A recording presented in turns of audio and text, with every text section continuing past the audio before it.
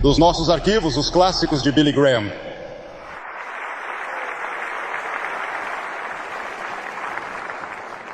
Agora, hoje eu quero que você vire comigo a 2 Pedro, o 2º capítulo, começando com o versículo 5. Espero que vocês tenham trazido suas Bíblias, porque queremos falar sobre um assunto muito importante hoje. O julgamento de Deus, o amor de Deus e a vinda novamente de Jesus Cristo e o fim dos tempos. Não é o fim do mundo, não haverá o fim do mundo, mas haverá o fim da era em que vivemos, dominada pelo diabo e dominada pelo mal. Isso chegará ao fim e Cristo, o Messias, voltará. Queremos falar um pouco sobre isso hoje. O 2º capítulo de 2 Pedro. Agora, 2 Pedro em suas Bíblias vem logo depois de 1 Pedro, se você estiver tendo problemas para encontrá-lo. Começando com o versículo 5. E não poupou o mundo antigo, mas salvou Noé, a 8ª pessoa, um pregador da justiça, trazendo o dilúvio sobre o mundo dos ímpios e transformando as cidades de Sodoma e Gomorra em cinzas, condenou-as à derrubada, tornando-as um exemplo para todos aqueles que viveriam ímpios no futuro.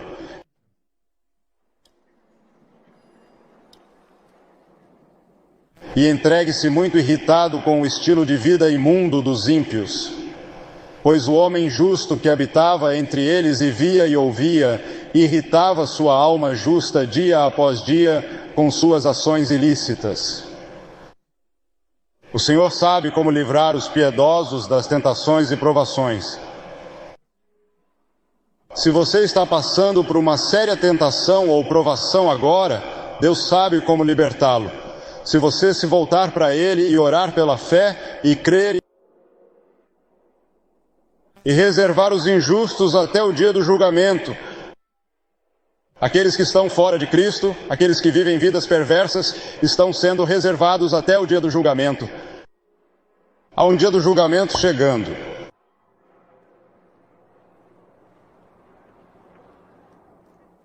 A história bíblica de Sodoma e Gomorra chega até nós hoje como um exemplo do que poderia acontecer ainda nesta década ou nas próximas, se não nos voltarmos para Deus.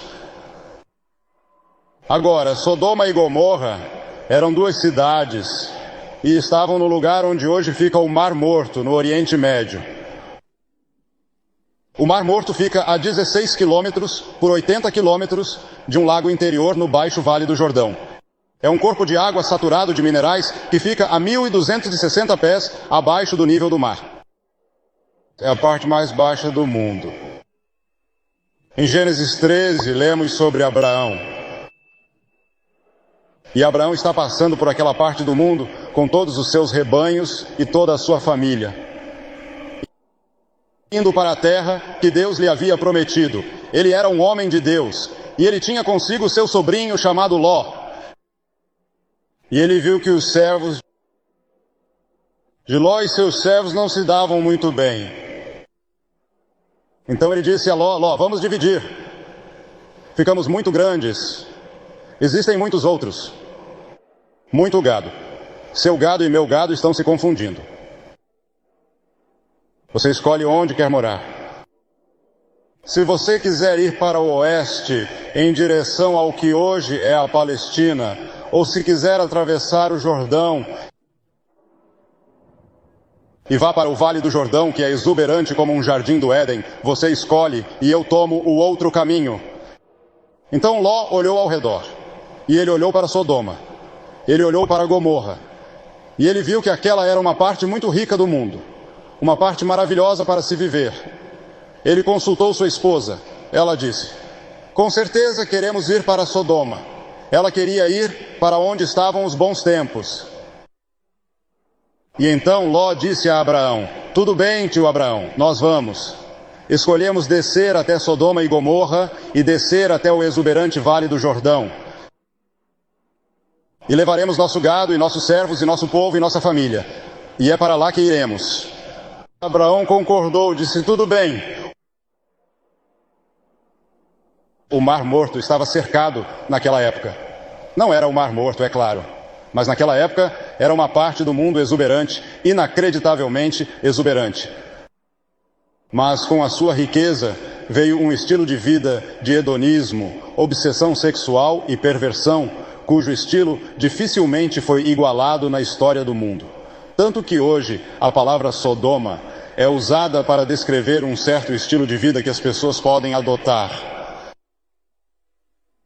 Assim como Deus enviou um dilúvio para destruir uma humanidade corrompida nos dias de Noé, também sobre Sodoma e Gomorra, ele enviou um julgamento de fogo totalmente destruidor. E aquele fogo, um enxofre que caiu sobre Sodoma e Gomorra, não apenas a destruiu, mas afundou aquela parte do mundo até a parte mais baixa da terra. Agora, quais foram os pecados de Sodoma? Por que Deus permitiu que esse julgamento caísse? O primeiro pecado que eles cometeram foi a falsa segurança. Eles estavam seguros. E hoje temos uma segurança por trás dos nossos oceanos e por trás do nosso poder militar. O presidente Yeltsin afirmou que o mundo inteiro poderia estar, sem saber, à beira de um abismo. E vocês viram nos seus jornais esta manhã os problemas que estão enfrentando na Rússia neste momento, no governo.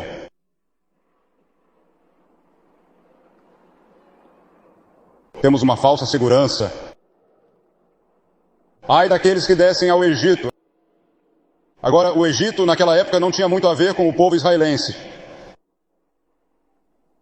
E, no entanto, repetidas vezes, os israelitas iam ao Egito em busca de ajuda. E ele disse: ai daqueles que descem ao Egito em busca de ajuda e permanecem em cavalos e confiam em carros. Mas eles não olham para o Santo de Israel, nem buscam o Senhor. Agora os egípcios são homens, e não Deus, e seus cavalos são carne e não espírito. O profeta Isaías está falando no capítulo 31. Quando ele diz isso, eles tinham falsa segurança. Eles pensaram que estavam absolutamente seguros. Ninguém jamais poderia tomar Sodoma e Gomorra. Então, o segundo pecado mencionado nas Escrituras é o prazer. Eles vivem por prazer. Em Jó 20, capítulo 5, diz que a alegria dos ímpios é curta e a alegria do hipócrita apenas um momento. Você só tem um momento para aproveitar. Então você terá a eternidade para se arrepender. A Escritura diz que há prazer no pecado por um momento. Então está tudo acabado. E então não há nada além do remorso e da culpa. A Escritura diz que há um caminho que parece certo ao homem, mas o fim dele são os caminhos da morte. Mesmo no riso, diz a Escritura, o coração fica triste e o fim da alegria é o peso. Mesmo quando você está rindo, muitas pessoas... No Salmo 53 diz: o tolo disse em seu coração, Deus não existe. Mas se você voltar ao idioma original em hebraico, aqui está o que diz. O tolo disse em seu coração, não há Deus. Ele não está dizendo que Deus não existe. Ele está apenas dizendo não a Deus. Veja, você não pode provar cientificamente que Deus existe e não pode provar cientificamente que Deus não existe. Mas todo mundo sabe que deve haver um Deus. E depois há outro pecado que Sodoma e Gomorra cometeram. Foi um exagero. A maior parte do mundo, uma grande parte do mundo, vive abaixo do que chamamos de nível de pobreza. E em Lucas 21 diz: e tomai cuidado de vós mesmos, para que em algum momento os vossos corações não se sobrecarreguem com a fartura, a embriaguez e os cuidados desta vida, de modo que esse dia chegue sobre vós despercebidos. John Eastwood escreveu há algum tempo: as pessoas não decidem ser bêbados, ou viciados em álcool, ou prostitutas, ou assassinos, ou ladrões, mas armam suas tendas em direção a Sodoma, e os poderes do mal os vencem. E quantos de nós somos assim? Armamos nossa tenda em direção a Sodoma. Nós meio que vivemos metade em Sodoma e metade com Abraão. Nós meio que gostamos de Sodoma. Ansiamos pelas coisas que Sodoma tem. Gostaríamos de ter a diversão e o prazer que imaginamos que eles estão tendo. Gostaríamos de ter todo esse dinheiro. Mas os poderes do mal vencerão você e você morrerá antes do tempo e se perderá de Deus.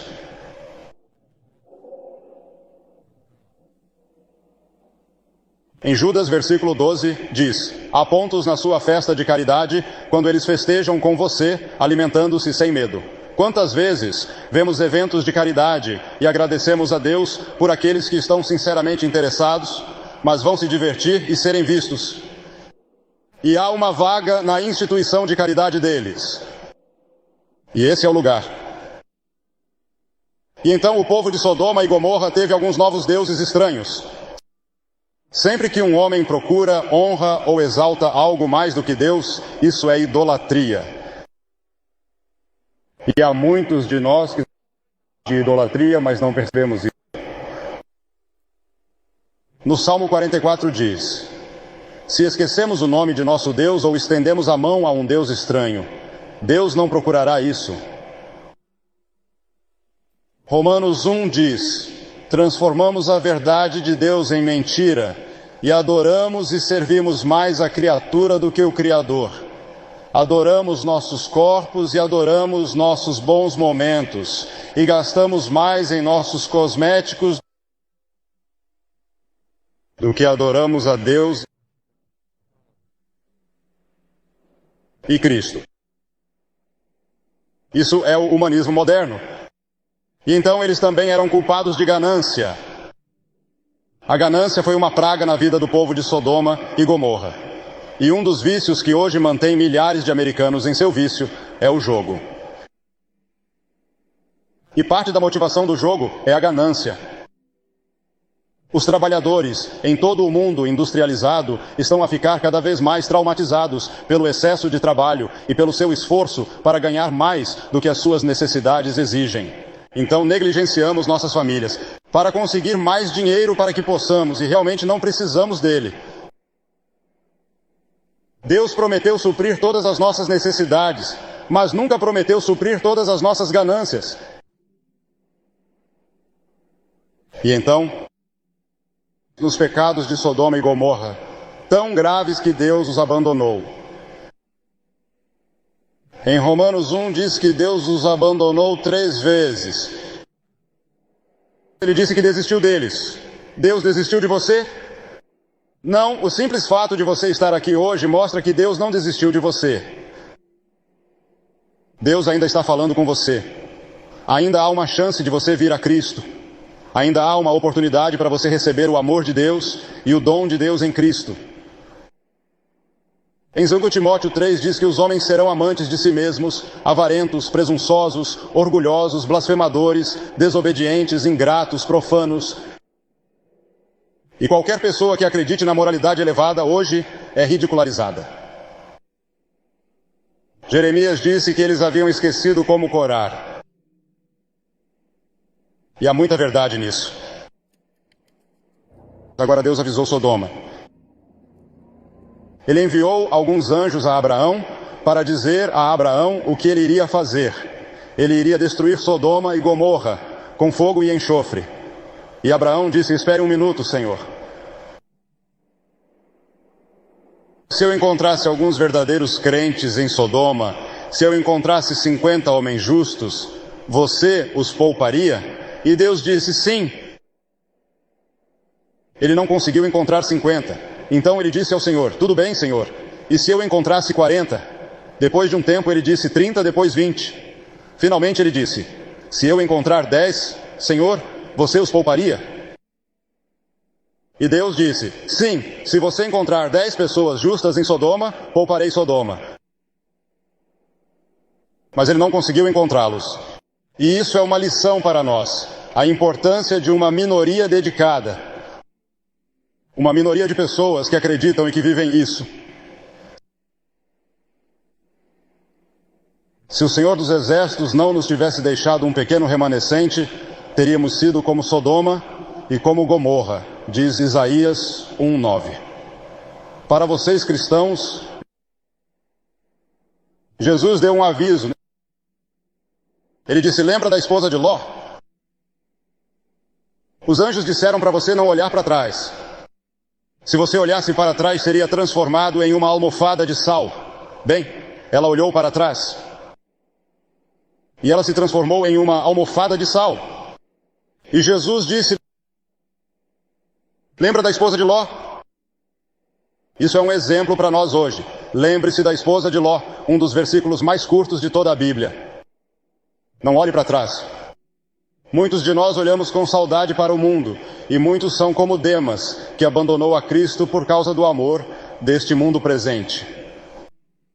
Agora o clímax da história será o julgamento.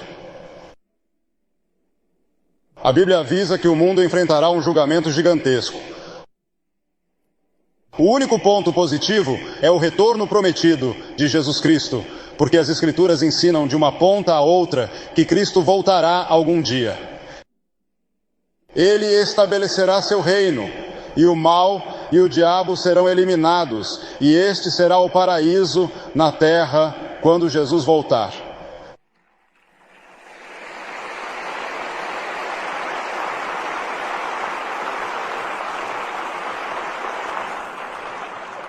Veja, Jesus Cristo nos amou tanto que foi à cruz e morreu por nós.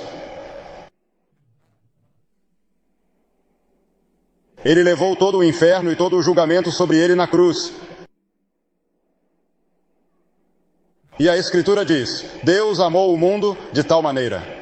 Deus amou de tal maneira este mundo presente que deu seu Filho unigênito para que todo aquele, isso inclui você, todo aquele que nele crê, não pereça, mas tenha a vida eterna. Você diz: bem, quando Cristo vai voltar? Jesus disse: mas daquele dia e hora ninguém sabe, não, nem mesmo os anjos do céu, mas somente meu Pai. Não sabemos o dia, não especule. Está chegando, é certo. Ele nos deixou alguns sinais. Eu gostaria que tivéssemos tempo para examinar todos eles hoje. Acredito que cada um desses sinais está se cumprindo neste momento. E Cristo poderia voltar a qualquer momento.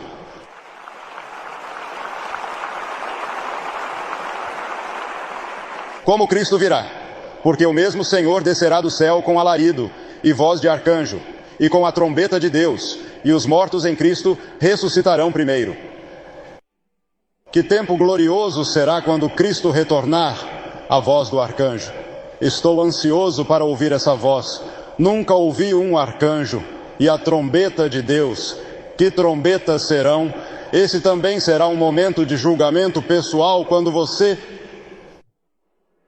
Se você realmente nunca recebeu a Cristo, agora você pode ser batizado e confirmado, e pode ser um membro da igreja e tudo mais. Isso é maravilhoso.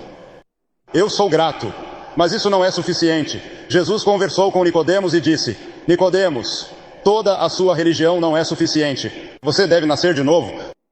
No momento em que você recebe a Cristo, no momento em que você abre seu coração e se entrega a Ele como Senhor, Mestre e Salvador, nesse momento, seu nome está escrito no livro da vida. E se meu nome não estivesse escrito no livro da vida, você nunca me tiraria deste estádio, até que eu tivesse certeza de que ele estava escrito lá. Porque só entrarão no reino de Deus aqueles que estão inscritos no livro da vida.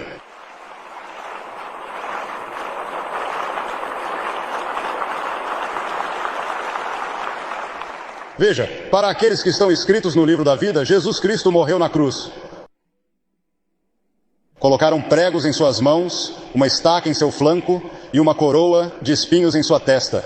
E ele sofreu uma das mortes físicas mais agonizantes que uma pessoa pode sofrer. Mas esse não foi o seu verdadeiro sofrimento. O verdadeiro sofrimento de Jesus Cristo foi quando ele disse: meu Deus, por que me abandonaste?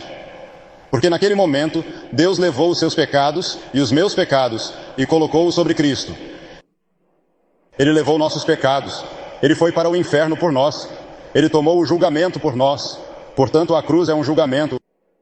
O que você tem que fazer? Arrependa-se de seus pecados. E você não tem certeza se arrependeu.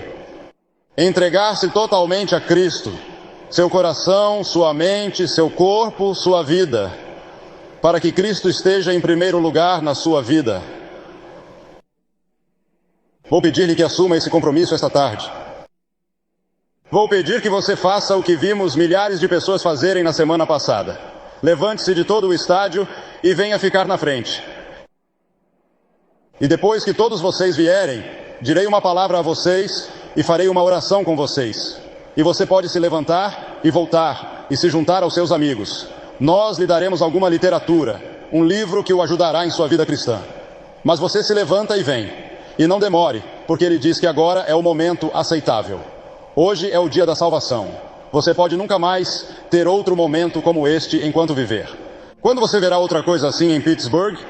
Talvez outra geração ou talvez nunca. E no que lhe diz respeito, pode nunca ser. Nós vamos esperar por você. Você vem lá de cima. Onde quer que você esteja, Deus está falando com você. E aqui atrás, onde os assentos foram preenchidos, você vem e se junta a eles.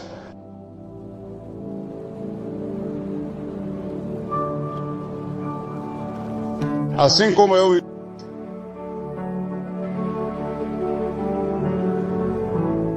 Estou apaixonado, alguém está, mas isso...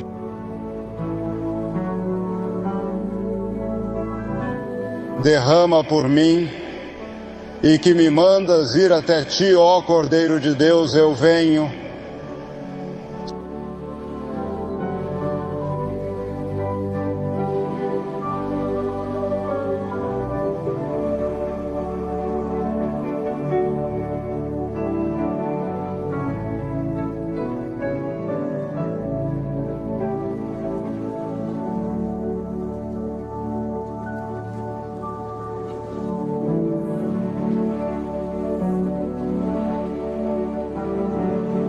Senhora, para livrar minha alma de um pensamento sombrio para ti, cujo sangue e mancha vazia todos,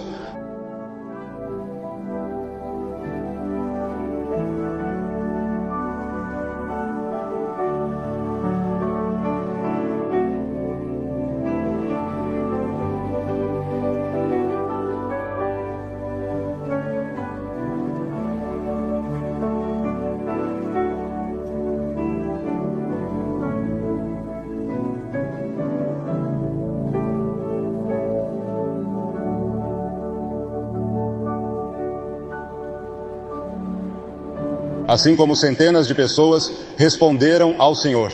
O convite de Graham para assumir um compromisso público com Jesus Cristo, você também pode, exatamente onde você está. Basta ligar para o número de telefone na tela agora mesmo. Amigos especiais querem ajudá-lo nesta importante decisão, então não espere. Por favor, ligue agora.